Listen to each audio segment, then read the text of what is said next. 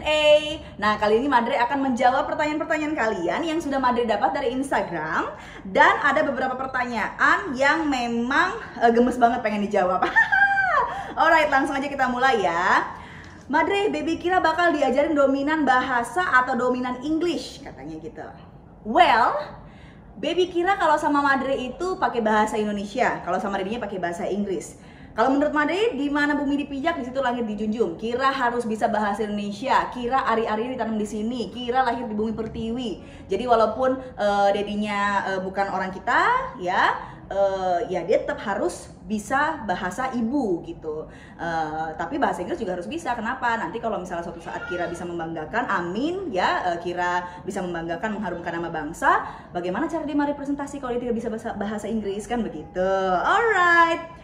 It's very simple. Next question. Okay. You're pregnant again or that was when you pregnant with Kira? I'm pregnant again, baby. Ini sekarang. Jadi yang foto-foto yang kamu lihat itu bukan yang sebelumnya. Alright, lanjut lagi. Kayak gimana supaya kita nggak ngebandingin diri kita sama orang lain?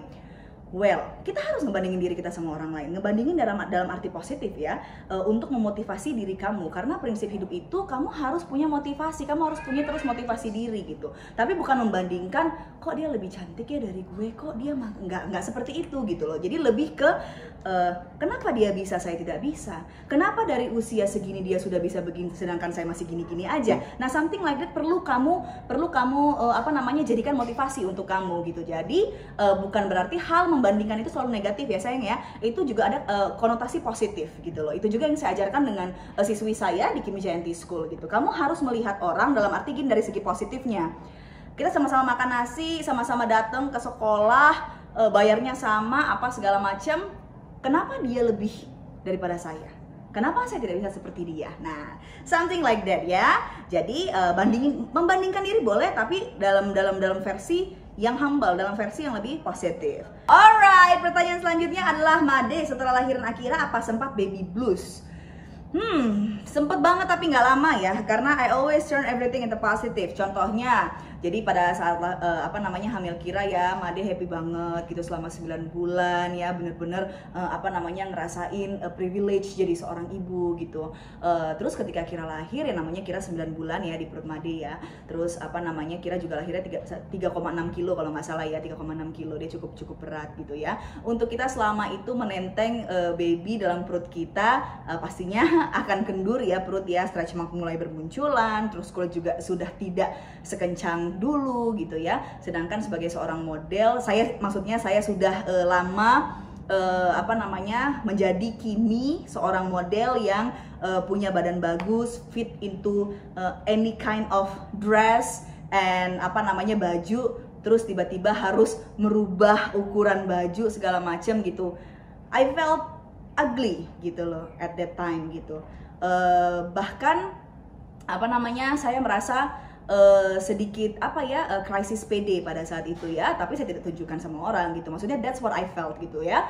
Tapi I always turn everything into positive. Mari selalu berpikir bahwa saya memberikan kehidupan kepada nyawa lain, saya memberikan yang terbaik, saya akan mendapat reward untuk itu.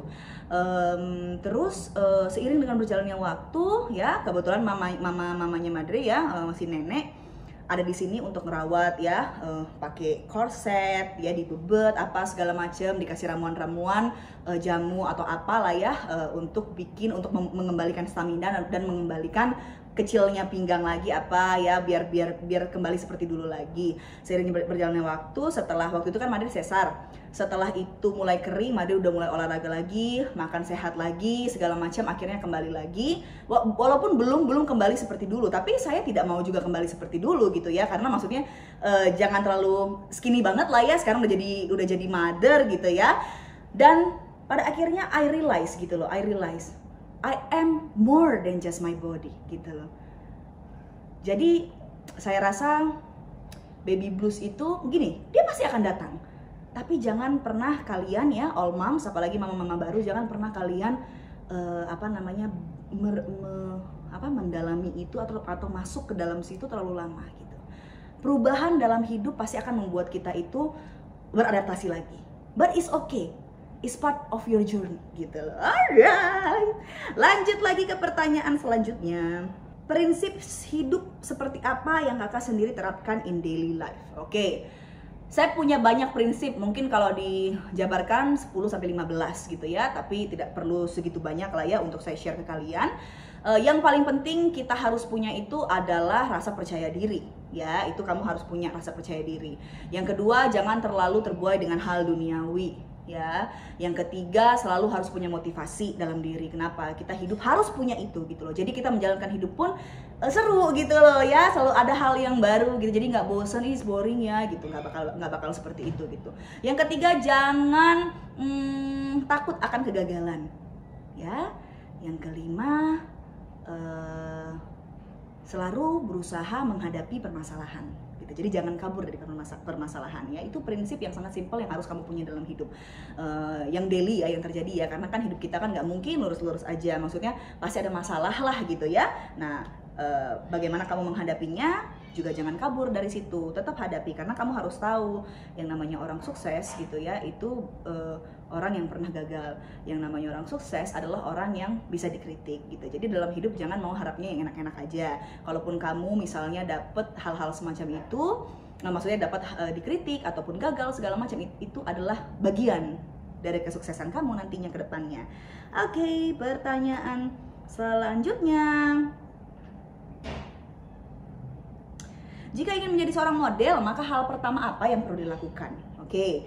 Jika ingin menjadi seorang model, hal pertama apa yang harus dilakukan ya? Jadi bukan modal utama seorang model ya. Hal pertama yang harus dilakukan adalah kamu harus disiplin. Ya, disiplin bukan hanya disiplin waktu, tapi juga disiplin dari segi apa yang kamu makan, disiplin untuk your well-being gitu ya. Lalu juga untuk menjadi seorang model itu tidak gampang, bukan hanya di atas catwalk jalan cetak-cetok habis itu dapat duit, itu nggak seperti itu. Kalau model itu di pikiran orang-orang awam adalah seperti gantungan baju mannequin yang tidak punya soul, itu salah. Ya sayang ya, yang namanya kita jadi seorang model itu, kita ini itu ibaratnya sama seperti aktor, bedanya kalau aktor itu punya skrip, ya dalam arti gini, mereka punya skrip dan mereka punya dialog untuk diomongin, sedangkan kalau model itu tidak punya dialog, tidak punya skrip, mereka hanya menunjukkan sebuah stage attitude di atas catwalk gitu loh. Jadi yang namanya jam terbang juga perlu, lalu juga belajar untuk bisa berekspresi. Alright, lanjut ke pertanyaan selanjutnya. Madre pengen punya anak berapa? Di feed IG cuma ketulis before 30 pengen 2. Iya sih, kalau Madre cuma pengen, maksudnya bukan cuma pengen ya, kalau dapat lagi ya nggak apa-apa gitu. Cuman 2 is enough. Saya sama Dedi pasti kan ingin memberikan yang terbaik untuk anak-anak gitu. Kalau kebanyakan juga nanti pusing gitu ya, mau memberikan yang terbaik. Memberikan yang terbaik tidak harus mahal, maksudnya biar lebih fokus aja gitu. Pengennya udah 2 fokus gitu. Lalu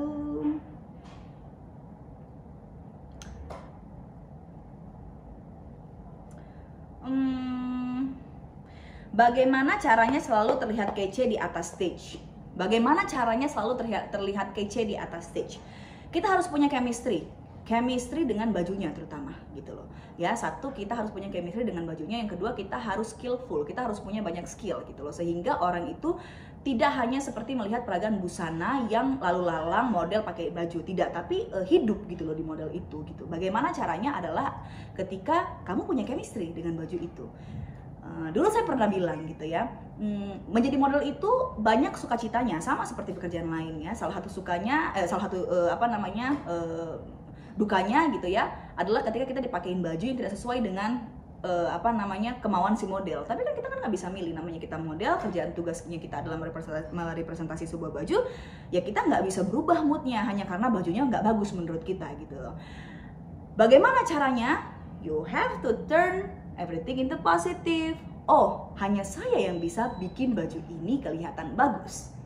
Nah, jadi everything is state of mind. Ya, semua itu ada di sini. Harus selalu berpikir bahwa you are cantik, kamu punya chemistry ketika kamu jalan. Okay, this is me, all eyes on me. Akan transfer itu semua ke penonton, sehingga kamu akan terlihat bagus.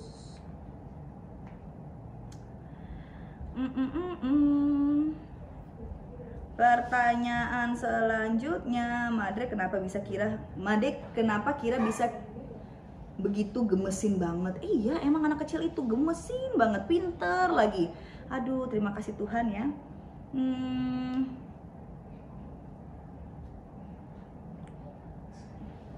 Tadi ini udah ya pertanyaan yang sama ya.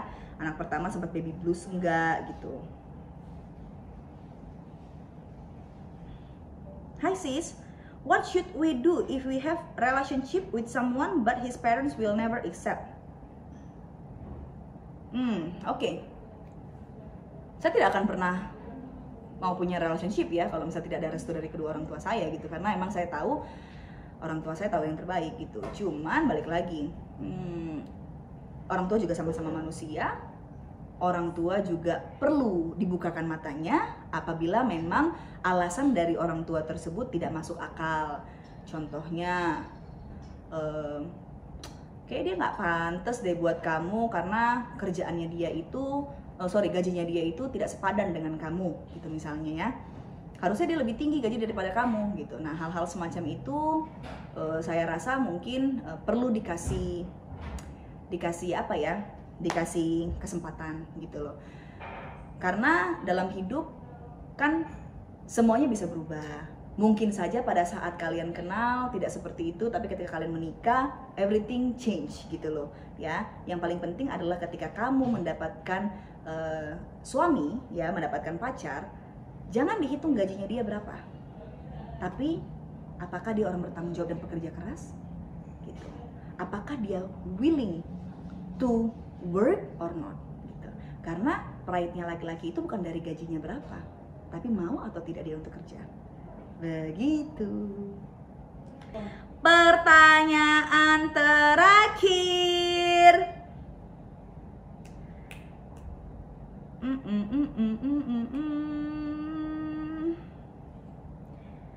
I don't know you have YouTube channel. Please make vlog of Made and Kira's Castle Day.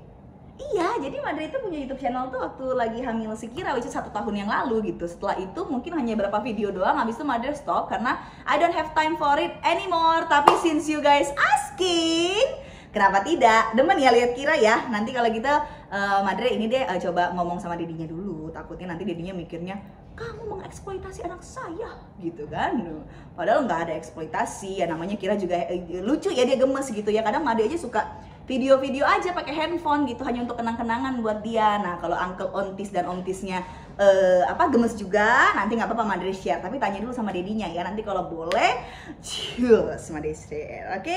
Thank you so much guys for having a good I hope you guys having a good time with me.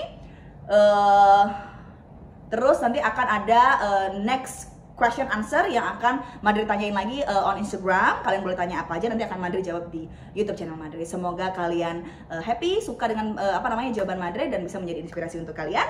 I'll see you on my next video.